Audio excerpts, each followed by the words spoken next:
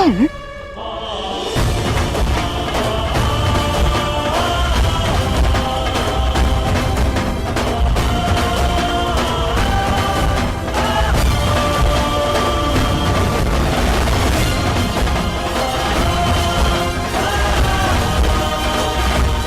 क्या क्या कर रहे हो? एक अग्नि तुमने लगाई और एक मैंने।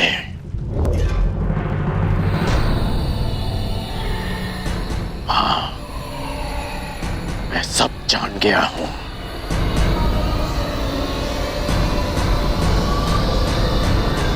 अब क्या करोगे? मुझे भी जला दोगे, जैसे पांडवों और कुंती माता को जला दिया?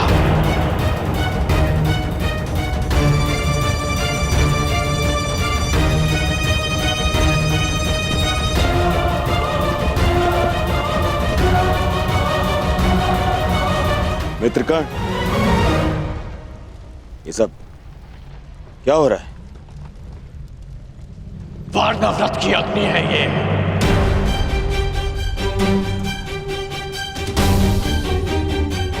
जो हस्तिनापुर तक आ पहुंची।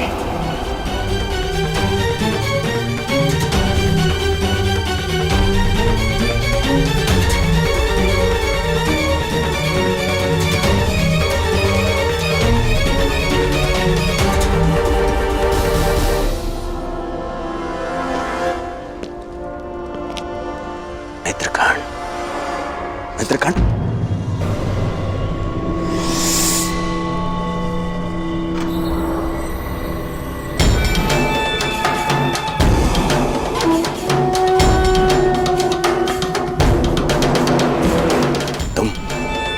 कारण ही क्रोधित हो रहे हो मित्र।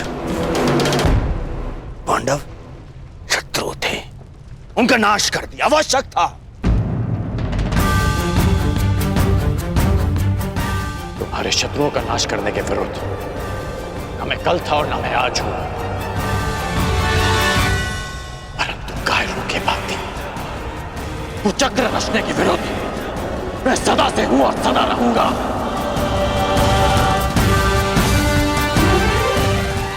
क्या तुम्हें अपने मित्र के शस्त्र बल पर बिल्कुल विश्वास नहीं था?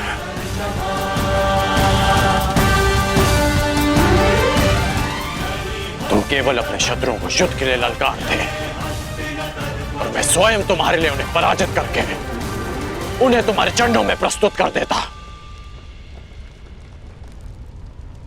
यही तो तुम्हारी समस्या है कर्ण।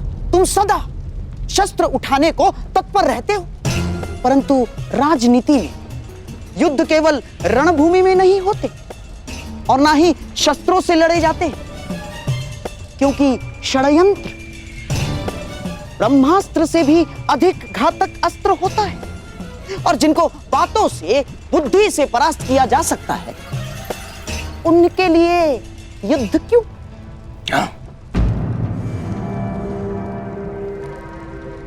तुम अब भी नहीं समझ पा रहे हो?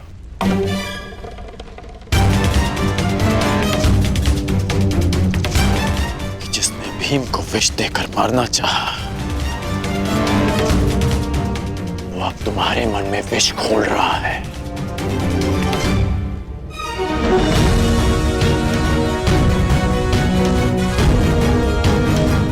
तुम्हारा शुभचिंतक होने का ढोंग करने वाला तुम्हारा ये मामा तुम्हें पथभ्रष्ट कर रहा है। इसकी चाल में मत फंसना मित्र। बस कर।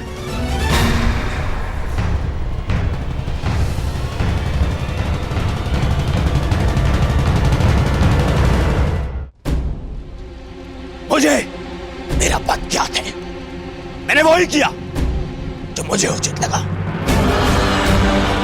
भूल गए कैसे? उन पांडवों के कारण मुझे ही नहीं, तुम्हें भी कितना मान सहना पड़ा था कर्ण। उनका नाश आवश्यक था, मांग चाहे जो भी हो।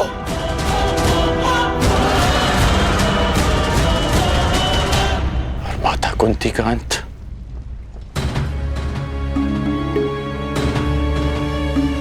क्या वो भी उचित था मित्र?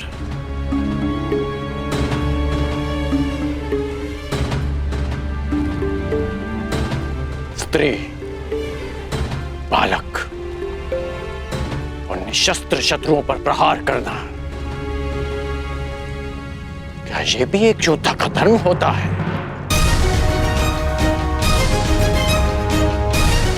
बताओ मित्र, बताओ।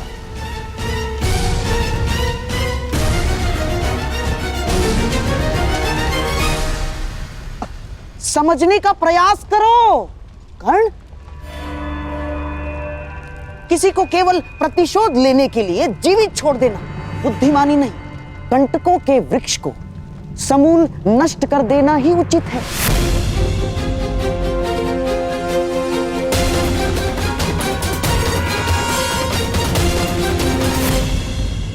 ठीक कहा आपने। आप मेरे मित्र के जीवन के सबसे बड़े कंटक हैं, तो आज मैं आप ही का अंत कर देता हूं।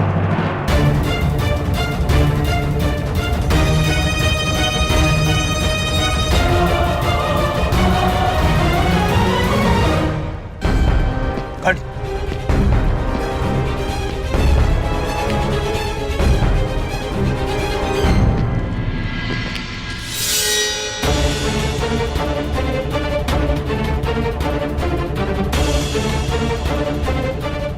आपने एक योद्धा को षड्यंत्र रचना सिखाया और आज मैं आपको सिखाऊंगा कि एक सच्चा योद्धा युद्ध कैसे करता है।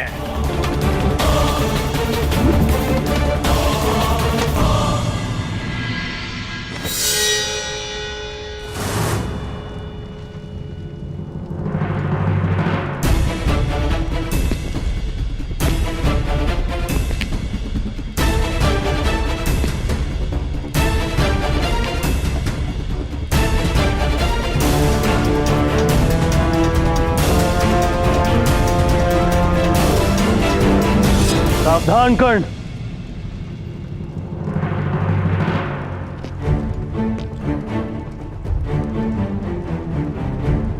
अपनी सीमा में रहो। मत भूलो कि तुम्हें राजा किसने बनाया है। ये मत भूलो कि तुम किससे बात कर रहे हो। मैं उससे बात कर रहा हूं जिसके पास ना क्षत्रिय का साहस है और ना ही राजा की मर्यादा। कर्ण!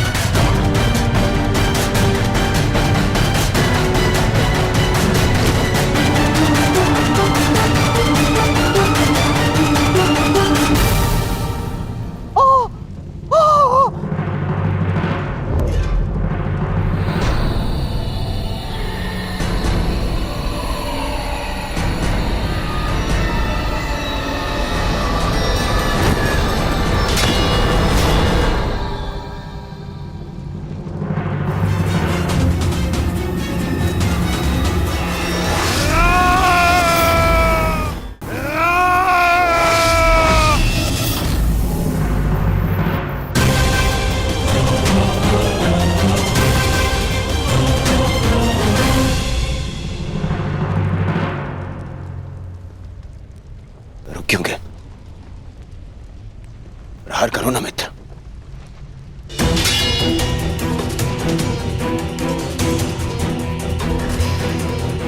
मैंने वचन लिया था कि मैं सदा तुम्हारा साथ दूंगा, परंतु कुचक्र में नहीं, षड्यंत्र में नहीं।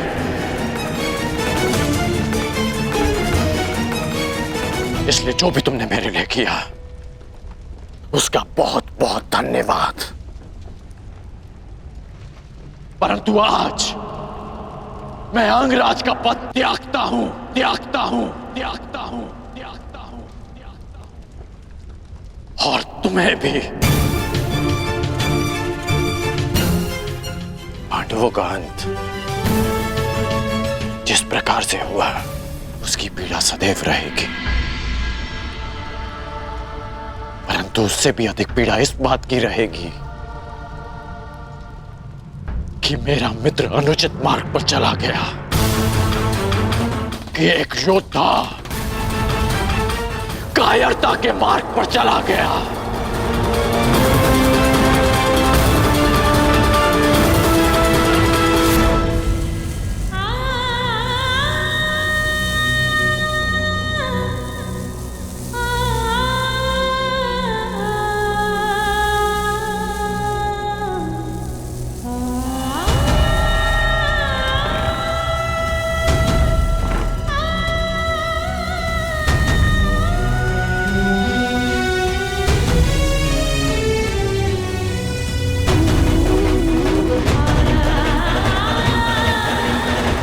जिस अर्जुन से विवाह के लिए मैंने एक पुत्री की कामना की थी, जब वो अर्जुन ही नहीं रहा तो मुझे इस पुत्री की कोई आवश्यकता नहीं।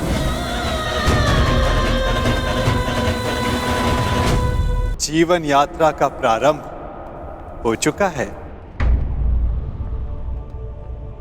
यात्री चलेगा तो कहीं ना कहीं अवश्य पहुंच जाएगा।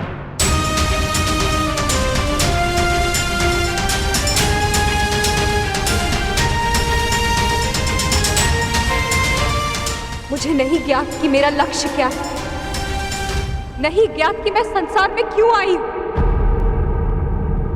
नहीं ज्ञात कि मेरा जन्म क्यों हुआ। जिस यात्री को ना लक्ष्य ही ना ज्ञात हो, वो कहां पहुंचेगा? क्या आपने आज तक किसी को मेरी अवस्था में देखा है? हाँ, प्रत्येक को देखा है। जीवन धारा के प्रवाह में प्रत्येक के समक्ष ऐसी परिस्थिति आती ही है।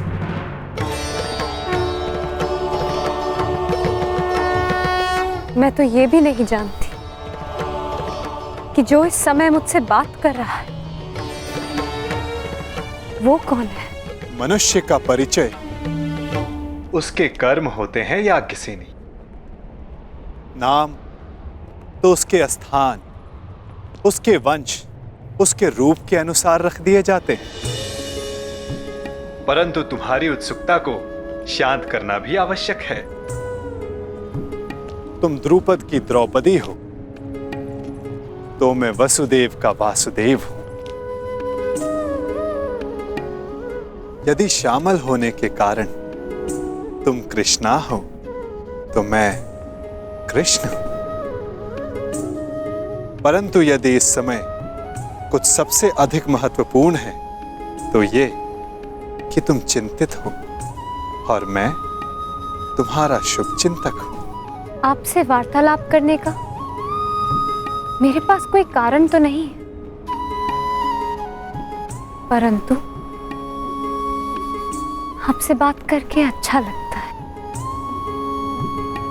आपसे वार्तालाप करके मन को एक विचित्र शांति तो मिलती है,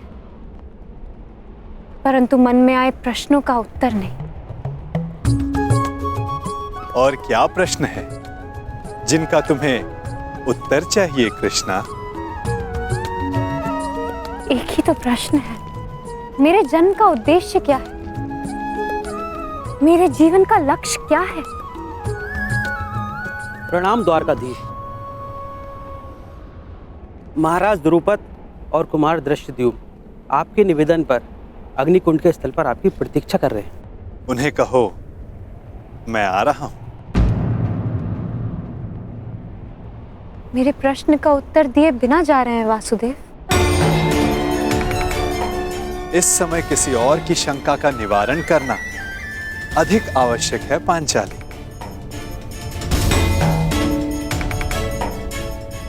हो सकता है कि उस समाधान में तुम्हारे प्रश्नों का उत्तर भी तुम्हें मिल जाए।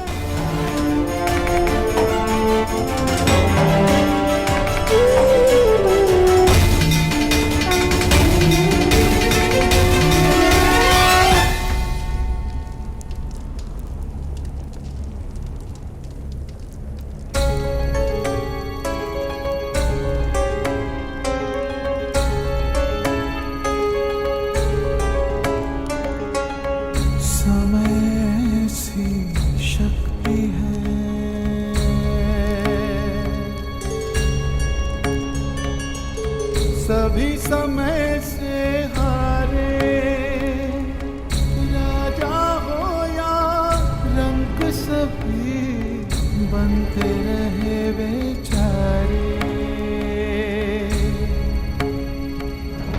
समय बड़ा महान है इस जग में, समय बड़ा महान, समय बड़ा महान है इस जग में, समय बड़ा महान।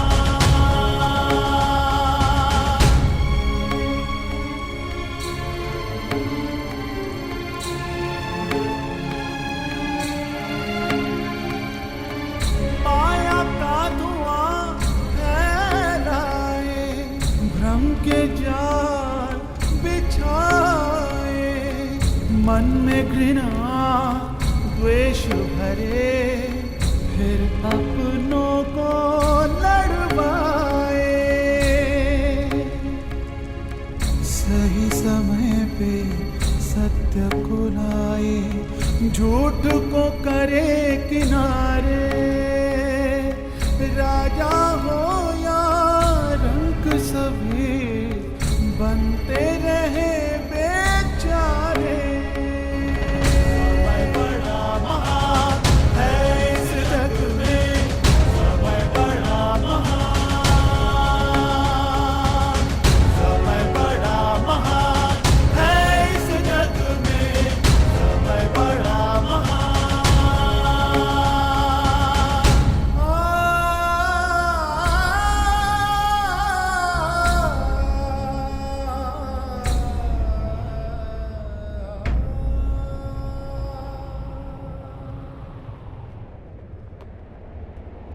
मैं अपने प्रतिशोध के लिए प्रयाण कर रहा हूं। ऐसे में आपने हमें यहां क्यों बुलवाया है? एक परीक्षण के लिए, एक प्रयोग के लिए।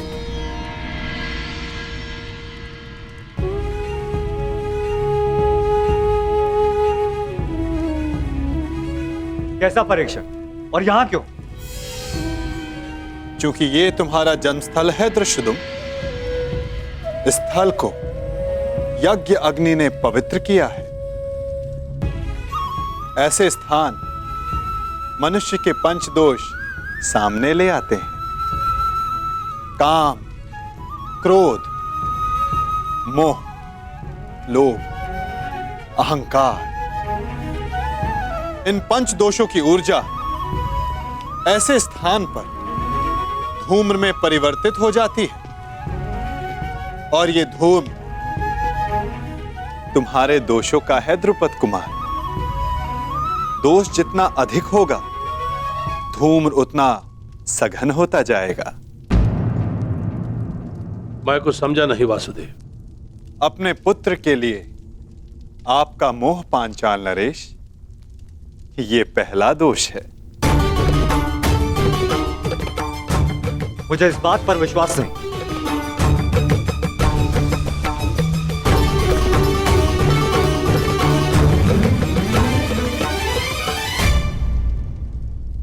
धूम्र बढ़ गया ना, चूंकि दूसरा दोष समक्ष आ गया। मद, इन सब बातों का मंतव्य क्या है वासुदेव? क्या आप हमें हस्तिनापुर पर आक्रमण करने से रोकना चाहते हैं? नहीं, इसके विपरीत मैं तो इस आक्रमण में आपका साथ देना चाहता हूं पांचाल नरेश।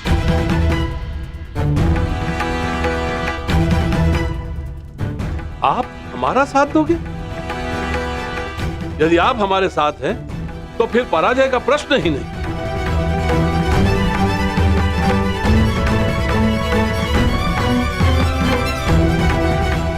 लोभ, तीसरा दोष। परंतु मैंने जो कहा, मेरा मंतव्य वही है पांचाल नरेश। मैं इस आक्रमण में आपके साथ रहूंगा, परंतु उससे पूर्व दृष्टद्युम्न को मुझ पर एक प्रहार करना होगा।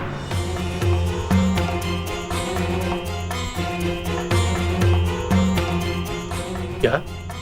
हाँ, मात्र एक प्रहार। मुझे यह जांचना है कि इस युद्ध में जिसका सहभागी बनने जा रहा हूं, क्या वो मेरे साथ का पात्र है भी या नहीं।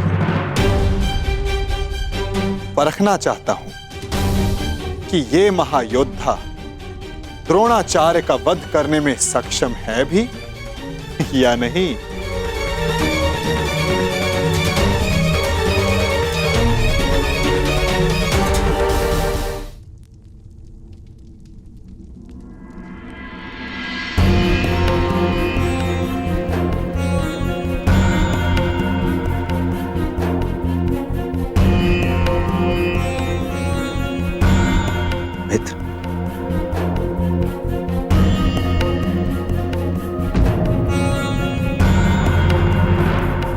माता कुंती के अंतिम संस्कार में मुझे सम्मिलित होने दिया, उसके लिए धन्यवाद। धन्यवाद कैसा कर्ण?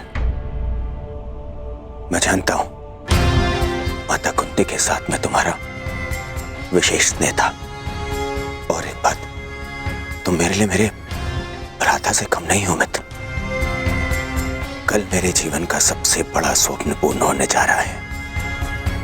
कल मेरा युवराज अभिषेक है मित्र, और यही तो तुम्हारा भी स्वप्न था ना। कर्ण, मैं जानता हूं तुम्हें लगता होगा कि जिस मार्ग पर चलकर मैंने ये मुकुट प्राप्त किया है वो उचित नहीं है। परंतु यदि मैं आ जाऊंगा, तुम्हारे अभिषेक के लिए मैं प्रस्तुत रहूंगा।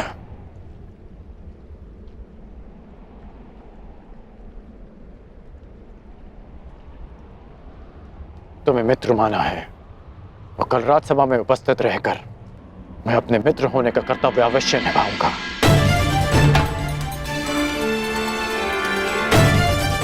मैं जानता था मेरा ये मित्र मुझे कभी निराश नहीं करेगा।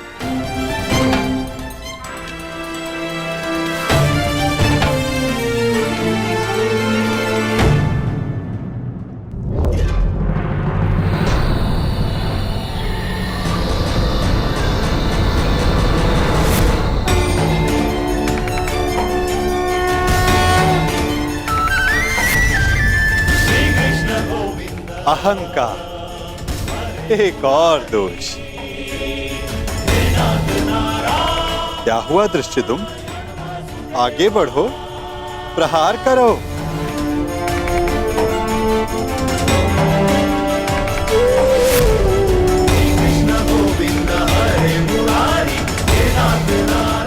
क्रोध अंतिम दोष।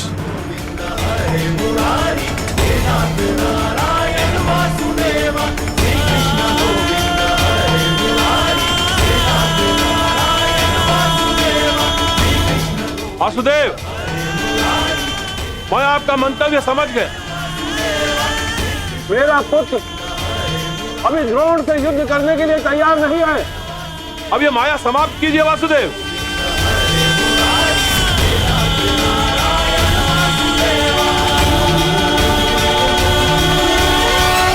माया का बाण छूट चुका है पांचाल नरेश। जब तक सारे लक्ष्य भेद नहीं देता, रुक कैसे सकता है? अब कौन सा लक्ष्य शेष है?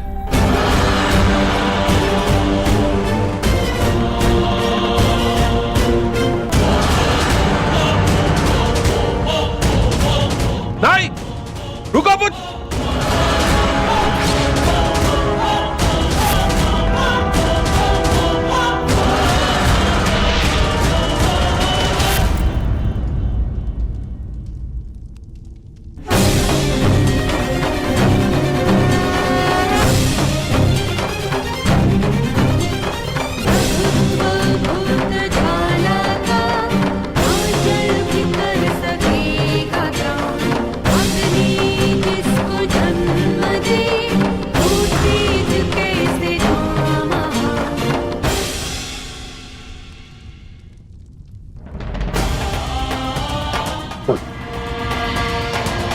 तुमने मेरे प्राणों की रक्षा की।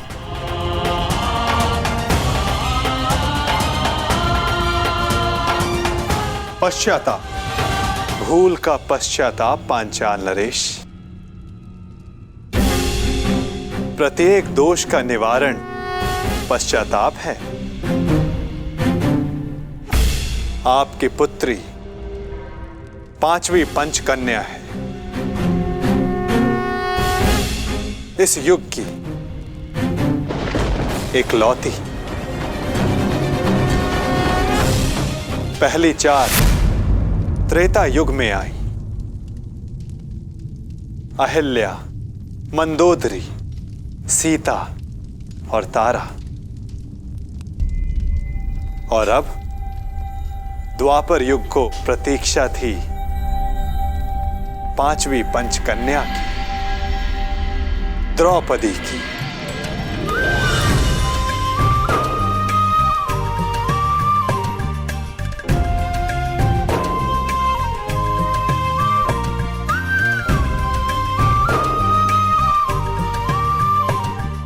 अब तुम्हारे प्रश्नों का उत्तर देने का समय आ गया है पांचाली। मनुष्य के जीवन का लक्ष्य और प्रयोजन भिन्न होते हैं। अर्जुन से विवाह तुम्हारे पिता का प्रयोजन था। तुम्हारे जीवन का लक्ष्य बहुत ऊंचा, बहुत आगे है द्रौपदी। एक बार मेरी दृष्टि से अपने आप को देखो, अपने लक्ष्य को देखो। आपकी दृष्टि में मेरे जीवन का लक्ष्य क्या है वासुदेव? परिवर्तन। केवल एक मनुष्य के जीवन का परिवर्तन नहीं, समस्त संसार के जीवन में। इतिहास की धारा को परिवर्तित करना है तुम्हें। पातक नाशिनी। तुम्हें पापों का नाश करना है।